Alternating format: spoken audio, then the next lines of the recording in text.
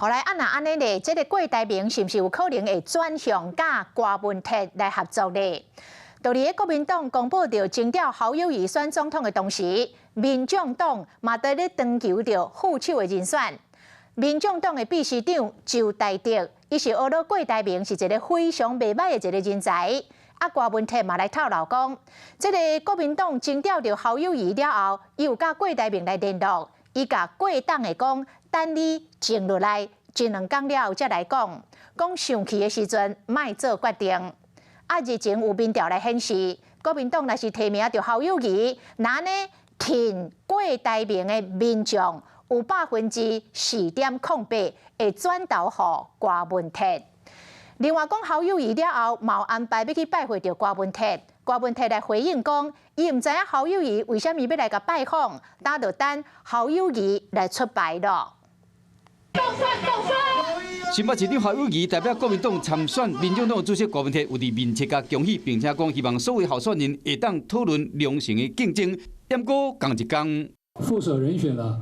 我们现在正在向天下征才了。郭台铭先生，他当然他本身也是一个非常不错的一个人才。我有跟郭台铭讲，我说等你冷静1、2天再说吧。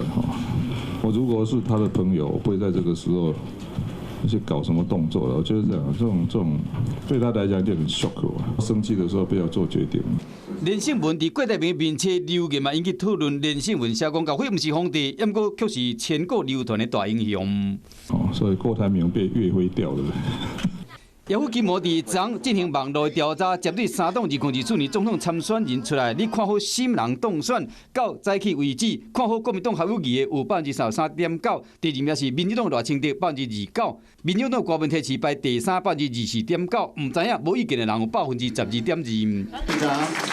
领团媒伫15公布的民意调查显示讲，若是国民党提名侯友宜，有10%的民众会因为挺郭台铭改投郭文铁，为着胜选侯友宜，拍算要拜会郭文铁。所以说他拜访要做什么，我也不知道，等他出牌嘛再讲嘛。启航向前。民众党要招更加侪青年加入团队。